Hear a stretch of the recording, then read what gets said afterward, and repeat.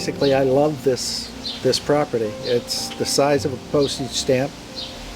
It's 50 by 50, the boundary lines, which is nothing in most properties that are for sale now other than in Provincetown. And it makes for your labor goes into making a small place pretty dynamic, and that's what we've tried to achieve here. My wife Mary and I bought it in 1974, and we bought it from a woman called Helen Chan. Actually, she approached us to buy her house way back in '72 when we were first newlyweds, and said to come to her when we were ready to buy a house. And we were looking at other houses, and we decided to come see Helen, and she sold us the house, and we bought it in 1974 for $20,000. And Mary's a native of Provincetown, so I was working in Philadelphia and decided that we would make our home here. Right now you'll see that the dogwood tree is in full bloom, and soon it'll become a white storm that falls from the trees, and then it'll go to red fruiting structures all over the tree that the squirrels love to eat. Next to that, over the arbor, is red honeysuckle that is really vibrant this year. All the gardens have been really beautiful in Provincetown this year. Plenty of cool nights and moisture making them very happy and lush. The hummingbirds love to come here at all times during the day. And if I sit here with a glass of wine and just be quiet, I can see the hummingbirds come and they'll feast on the nectar.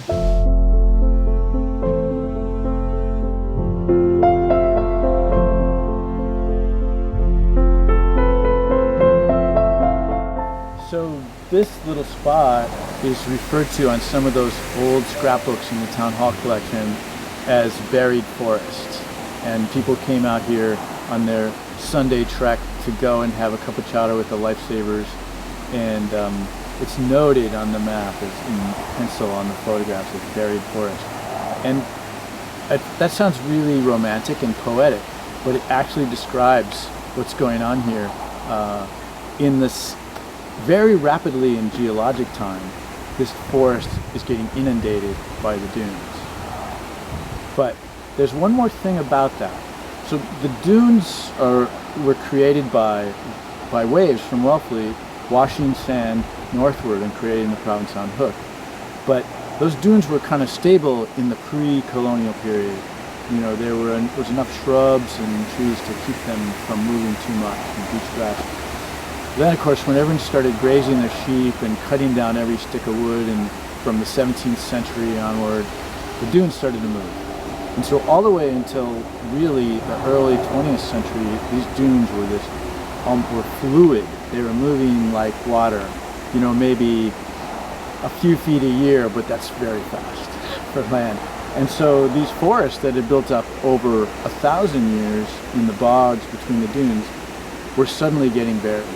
And as we walk up the dune, you're going to see some. So take a look here. We have 40, 50, 60-foot trees, mature oaks mostly, and maples, and maybe a few pines. But as we get up here, these will be the same trees that are 50, 60 feet tall here, and we get to the top of the dune and they're 5 feet tall because most of the tree is buried under this face of this kind of a breaking wave of sand, this big dune. So here we have a black oak, and you can tell the black oaks from the white oaks by the black oaks have the pointy leaves, and the white oaks have more like finger-shaped leaves. Very closely related. They're sort of a climax tree species in the really stable forests of the dunes. But we're standing next to this tree, very healthy tree, and what is it? It looks like it's about 8 feet tall, but it's the same grove of trees that's 60 feet tall over there. So a lot of this tree has gradually been buried, and This is the canopy of this forest. And as we walk up here, you can look out over the top of this canopy, and you can see the monument and the water towers. And they'll be at the elevation where the birds live. But one of the things you see here is the results of this constant movement of sand, this slow kind of fluid sand movement. And one of the results of that is you see over here we have soil horizons. We have these exposed strata, these lines in the sand. And each one of those, it's you know, kind of like the Grand Canyon in the sense that they're markers in time. So where those soil layers, soil horizons are exposed in the dune, or where there was quiet enough weather for the leaf litter and duff to build up and build a little more mineral soil in between these layers of sand. The layers of sand are when it was constantly moving and it didn't have time to build up this leaf litter and organic material. And these horizons get build up and then they get eroded down and exposed. But we're in the middle of what we call a little dune slack bog. And as the sand has moved around us, it's scoured out this hollow down to the water table. And so, you know, really this is like a beautiful little natural garden surrounded by dunes. And it's here because the groundwater is here. We're actually down to the level where there is standing water. And you'll get cranberries and sedges and reeds growing here. You'll get breeding toads. One of the most common animals in this landscape is the fowler's toad and the spadefoot toad. And half the year they live buried in the sand, kind of just, you know, wasting time as toads do. And then in the spring, when it gets warmer and there's rain, they'll all come out and they'll go to little pocket bogs like this to breed and to make tadpoles, make toadpoles. And so if you come out here at night in the spring, you'll hear the chorus. You hear all of the different toads and frogs singing, and they're whooping it up. But yeah, in so many ways, this is like a really rich oasis for wildlife. And so you can also see this succession of the plants that hold down the dunes. So, you know, a lot of this vast expanse of sand is not natural. It's been pounded by footsteps. You know, in the old days there would have been wagon carts and jeeps, but this is such a popular spot. There's just thousands of people walking and climbing, which is fun and an important experience for people to have. But we should also understand that this snail road and this whole environment is fragile. So basically stay off the plants, let them reestablish themselves. So what's happening is in the quieter areas that don't get trampled, like right over here in front of us, there's we start to get the pioneer species, the beach grass, there's several kinds of dune grasses that will come in. Also poison ivy, bearberry, the hog cranberry comes in, and these are the really hardy species that can come and stabilize the dune so that other plants and shrubs, other shrubs and trees can come in afterwards. It creates an environment that's then more friendly for bayberry, blueberry, the pines and oaks, huckleberry, you know, eventually making these little pockets, little islands of shady pitch pine and oak, and those are you know, kind of islands for the grassland birds,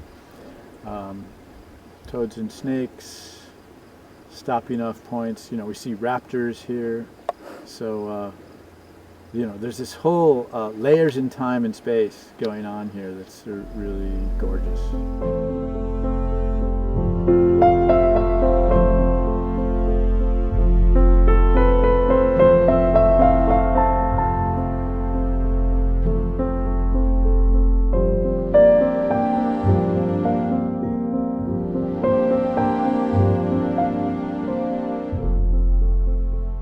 Absolutely nothing here. And the house was built, and it was just this sandy pit. And I thought, oh, I have to have a garden. So I started with really great soil. A truck came, and there was a huge dump truck full of good soil and manure. And of course, my neighbors really loved me then. But it took weeks and weeks to move all that manure back in here to start making some great soil. And then I found rocks here and there whenever I traveled, and brought rocks back to make little places, little areas that were designated a little differently than just a blank area.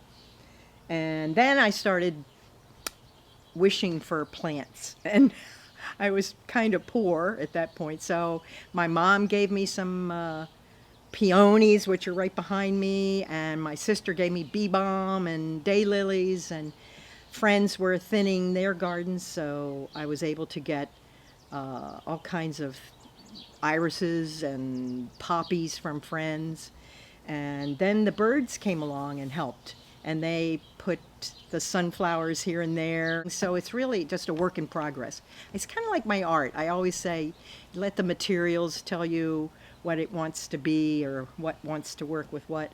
And this garden is the same exact way. You just let it kind of find out where it wants to have a plant and where that plant will thrive. I thought, well, it would be fun to have some walkways, and I love wood. I work with wood in my own artwork as an artist, and found wood in particular. But anyway, I thought it's got to have some wooden walkways. That's such a beachy thing. And I think the first thing I put up was this rose, and I actually got that rose from a friend. It's made for the Cape. It's a Dr. Van Fleet, and it's a climber that is happy in salt air on Cape Cod. Everybody, start gardening!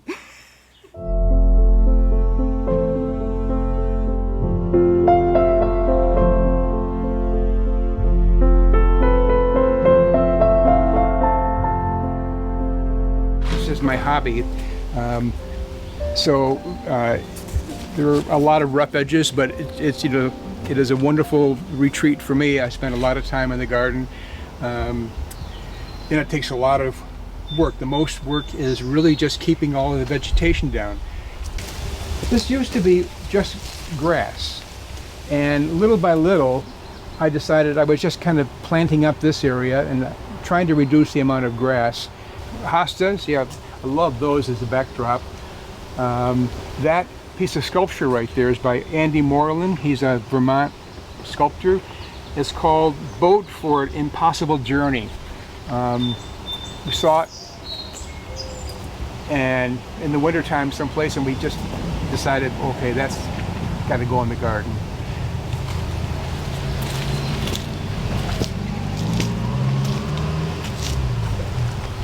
This rock here is also one of Andy Moreland's pieces of sculpture. It belongs up in a tree. It's kind of an optical illusion.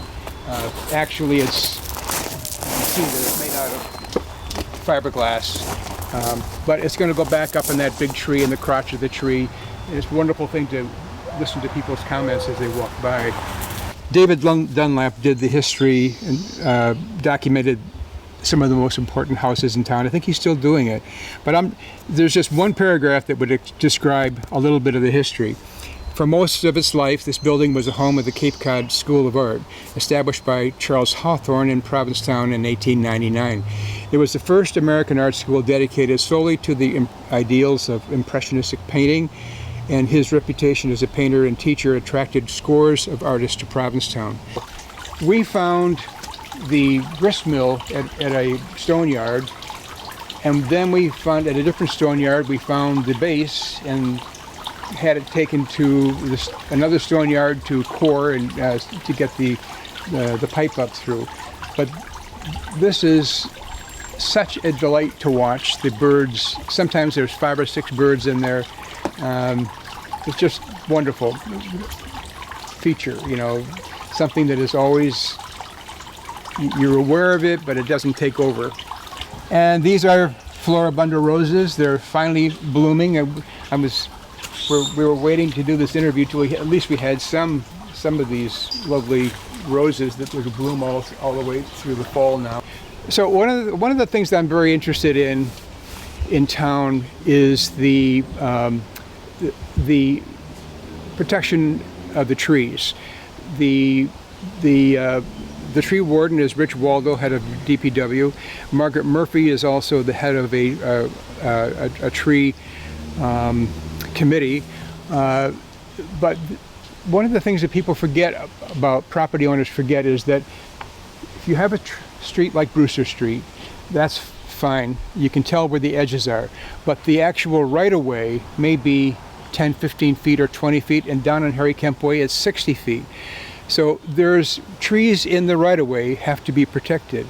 And the tree committee and the planning board understands that new construction sites, especially in the commercial district run by the new CVS, you'll see a number of trees on both sides of the road now.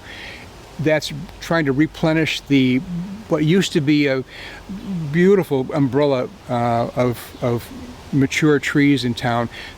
Unfortunately, through storms and even just clearing trees for individual parking spaces, that number has gone down substantially. So there's a new interest in trying to protect what's our heritage, and heritage of the town is these wonderful old trees.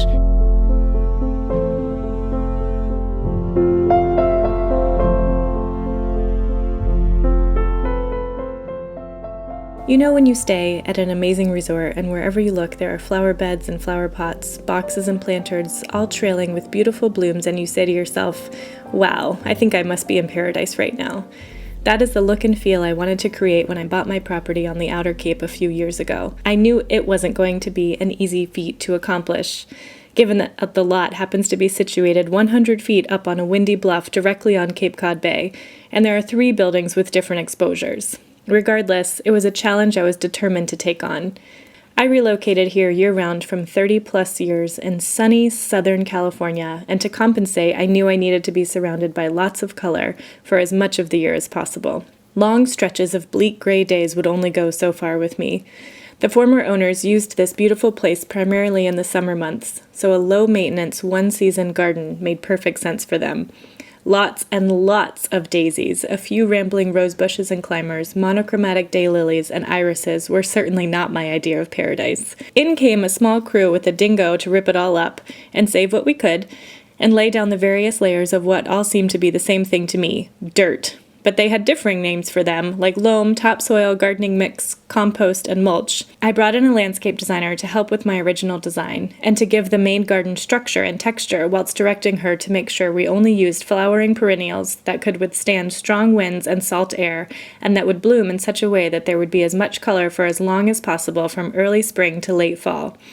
I say main garden because, wanting to create that paradise feel, I went ahead and created 6 or 7 smaller gardens. Since I was new to the area, the designer showed me photos of every type of plant she had in mind that would meet my criteria. Amongst my choices for the various beds, and in no particular order, roses, grasses, lots of hydrangeas, butterfly bushes, rose of Sharon, campanula, Russian sage, lavender, alum, bearded tongue, ice plant, echinacea, sage, hosta, phlox, asters, balloon plants, sedum, calla lily, veronica, speedwell, flowering ground covers, blue star creeper, and for spring, crocus, hundreds and hundreds of daffodils and tulips, snowdrops, you get the idea. Coming from Southern California, where more is our mantra of the day, I covered every inch of dirt with a plant. As you can see on this little tour, many of the plants are now crowding one another, so this fall will find me busy at work transplanting quite a few. Gardening is teaching me to be less manic and more patient, and believing that if well tended, Mother Nature has my back, and the plants will fill in themselves. Good news for my wallet, not so much for the local nurseries.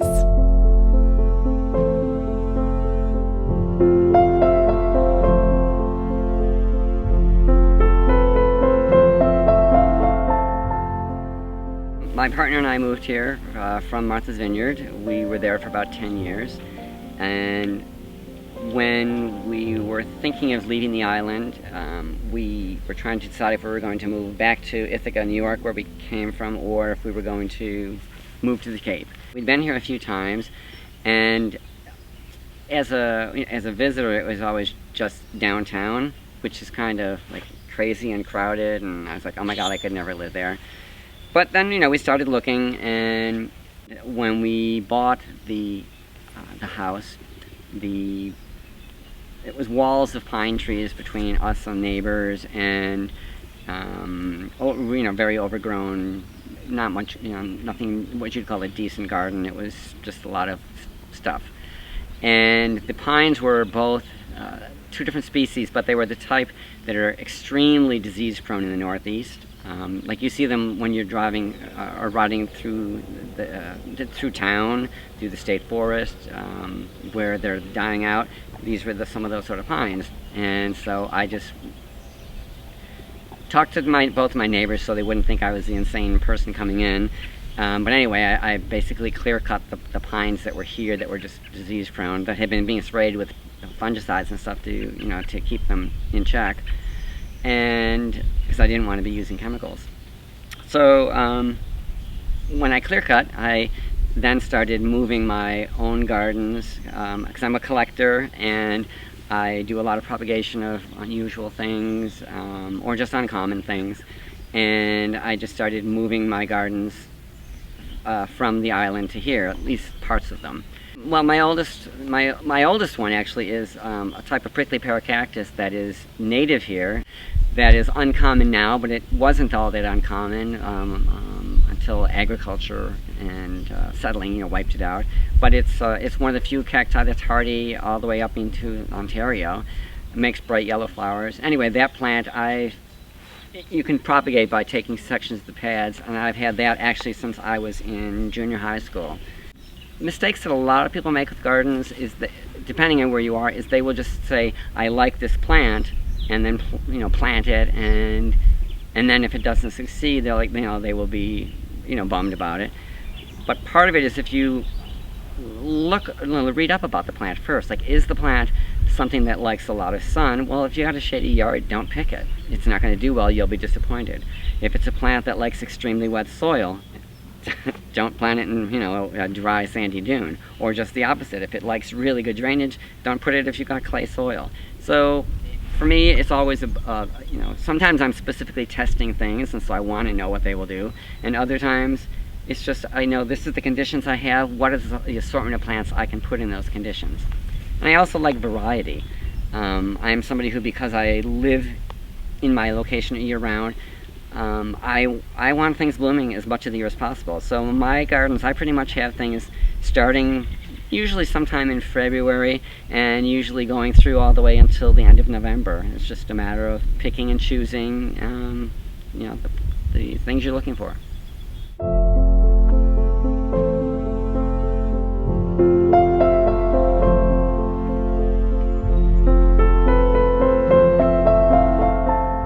Like other houses that we've lived in town, especially historical ones, we really consider ourselves stewards of the property, and in particularly this house, definitely stewards of the garden itself. The house has a very storied history, from Charles Hawthorne to Ciro and Patty Cozy in the 1970s, and we really felt like we were inheriting Patty, especially her legacy of really loving the garden here, and it's been really a pleasure to kind of take it to a little bit different level by giving a little bit more refinement, but definitely working with what she had already planted in place and then kind of adding our touch to it. So for the most part, all of the mature trees, most of the plantings were here. We've added a few little touches of colors that we liked here and there. We also added the border that you see in the backyard, just to give it a little bit of a more refined look, if you will. But really, and we also wanted to define the planting areas from the grass area that we've been able to fill in over the past 4 years. A lady from Philadelphia owned the property, and actually when she put in the garden, it was actually featured in a National Garden magazine. I think the most interesting thing about the way that this garden was originally planned is there's always something blooming. From early May through the fall, there's always something in bloom, and it was actually planned and planted so that there's always a display of color going on throughout the entire spring, summer, and fall season. The thing that we love about it is it's a very unusual lot. Actually, the lot goes from Commercial Street almost all the way to Bradford. There's a small piece in the back that's an easement, but for the most part, the garden is the full width of that space between Commercial Street and Bradford Street. So there's a lot of different areas. Some are sunny. As you come out of the house, it's very sunny where we have our vegetable garden, to areas as you go back, it's very, very shaded. And even in the heat of summer, when you walk to the lowest part of this garden, you feel the temperature drop. So not only are you in a very shaded environment, but the difference in temperature is amazing. So it's actually very refreshing to come back here in the summer times. There's a section behind me where there's a fern garden that is beautiful as we get later in the summertime. Peonies in a certain area. There's a lot of hydrangeas planted throughout the property in the form of trees and form of bushes. Although we didn't have the pleasure of knowing Cyril or Patty, we feel like we do know them from friends stopping by, from PAAM Circle members that come to the events and talk about how many great times they've had in this garden. So we definitely feel Patty's presence and spirit in this garden, and we're so honored to continue that tradition.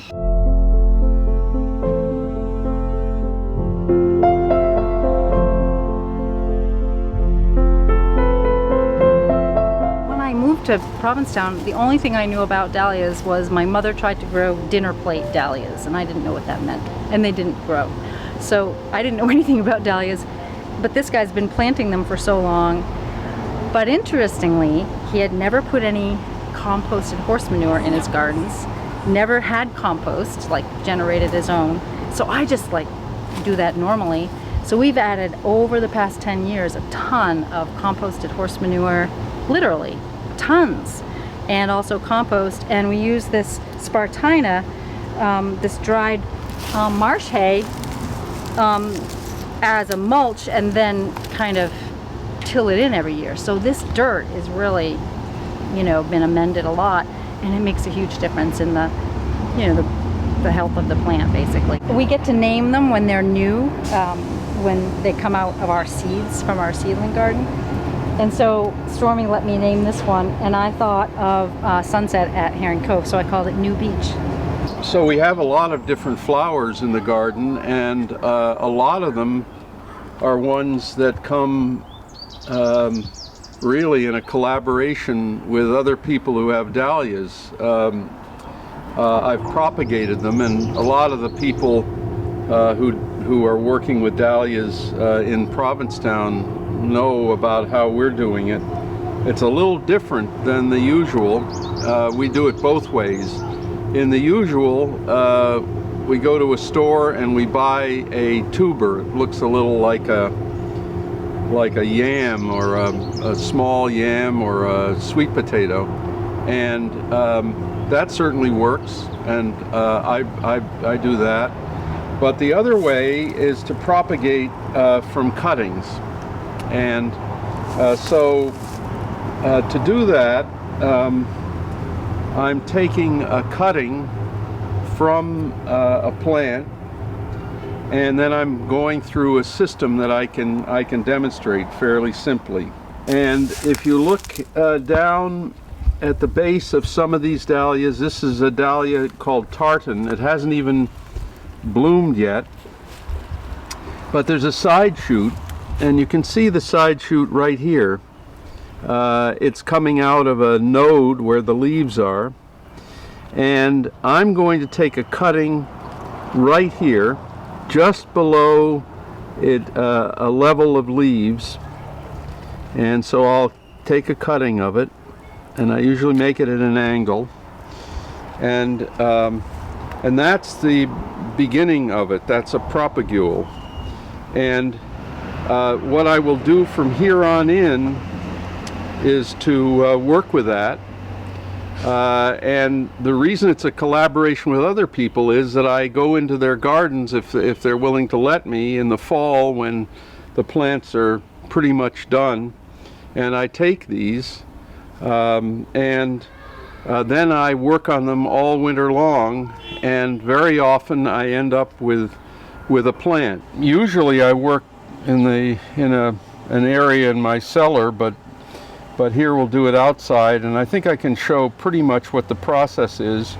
This is the side shoot that I took. Generally, I'd like one that does not have a flower bud, and this one does not. It's just leaves. This is, you can see, is 3 inches long or so. The bottom ones at this leaf node get broken off like that, and I end up with what doesn't look very interesting, but it works. And from that, I usually clip off a lot of these leaves that are just developing, in this case. And the reason for that is I want to preserve the water that is keeping this plant turgid. And so by cutting the leaves off, it reduces the amount of transpiration. So now I got that ready to go. And I can see from this one, having done it before, especially this time of year, that will be a whole new plant next year. So this one is really going to go. What do I do to make it go? I next would go to one of several choices. In fact, there are 3 that are available that are what are called rooting hormones. One of them that most people have seen is a powder, and this is kind of stuck together, but you can see it's a powder, and that I would dip the end of the cutting in the powder, coat it. That's not a very good job because this is old rooting hormone, but now the hormone is all over this. There's another kind which is a gel. I've tried that, and I've tried the powder, and now what I'm using is liquid, a liquid hormone, just like water. And that will induce the production of roots, which is the whole game from here. If this were the fall, I would be looking to get roots by sometime in midwinter. The last part of it, quite simply, is to punch a hole, and I will show you that pencils are a critical part of our operation. One, to punch a hole in a vermiculite and perlite mix. I usually mix 50-50, but I don't think it's critical. And into that already wet vermiculite and perlite, I would place the rooting. And that pretty much is it. In my case, I would label it, and a pencil is critical because even Sharpies do not last, but a pencil will last for years on a label because it's pure carbon. So labeling for our gardens, the ones that you see, is critical because I need to know what it is I've got. So this one would be tartan, and that completes the process. From then on, I simply water, and this container, which would be full of these little tiny shoots, would go in a greenhouse, usually in the shade for the beginning for maybe several weeks so they don't get too hot. And all winter long, I water. When roots come out the bottom, I look down here. If I see roots coming out, I then dig that one out, put it in cups. I have reusable solo cups. This year we had 1,800 plants in solo cups, and those plants, whether they were tubers in solo cups or ones that had been cuttings, that is where the garden comes from, and it's usually all winter long in a greenhouse until sometime in the spring, and 1,800 plants is not easy.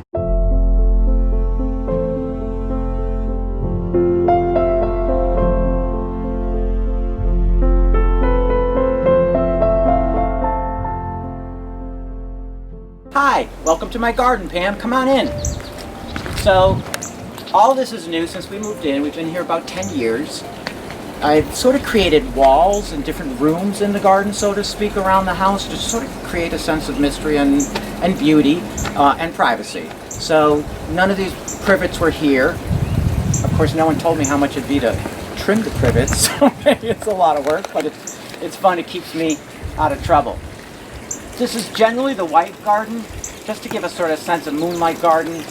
We do have some colored lily pads there, and we've got a couple blooms. They're beautiful, but I try to keep it a little calm. We've got a good view from inside the house out here. Those are white Rosa Sharon that will bloom in a little bit. And this tree is almost like a natural. We're doing everything we can to keep this tree alive because it's just kind of a natural sculpture in the middle of the garden.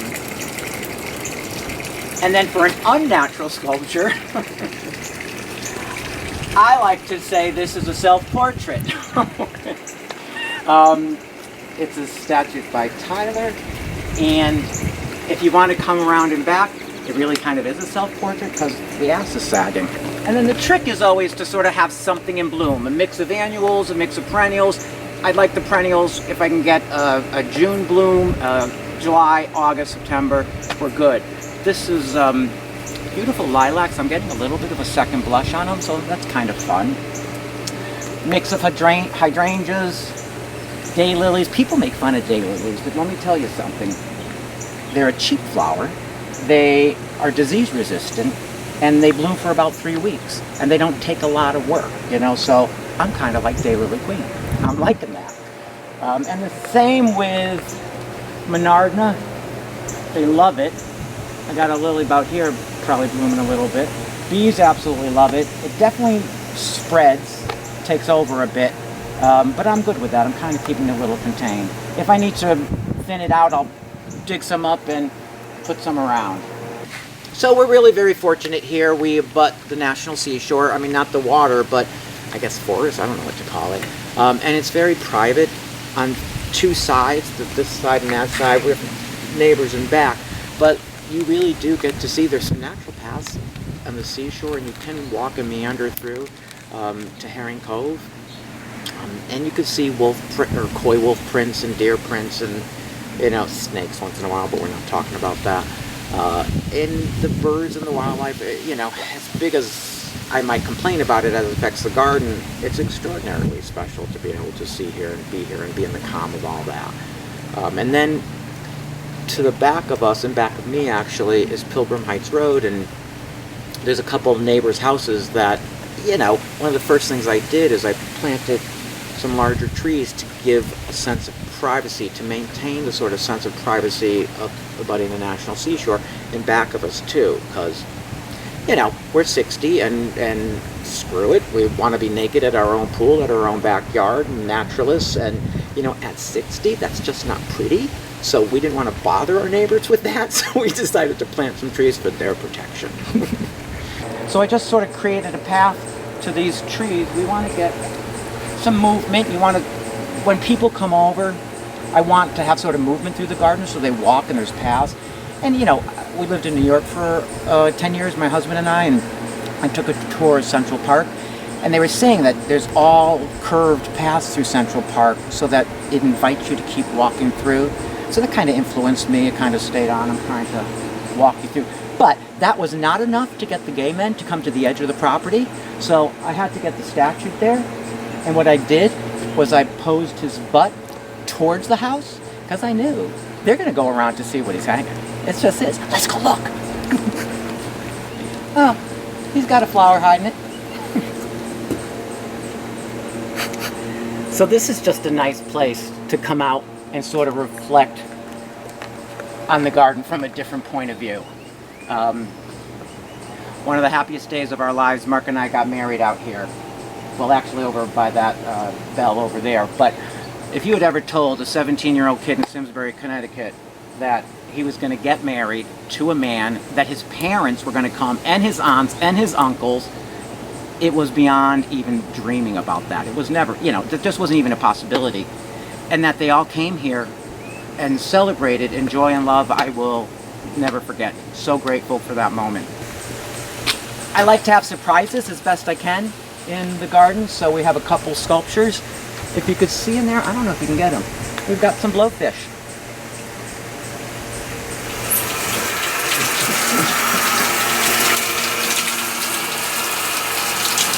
Hey! If you're watching, you owe us $1 to PAAM, P-A-A-M, or $10 or $100. Or if you make it out to just PAAM, PAAM, those garden supplies don't buy themselves here.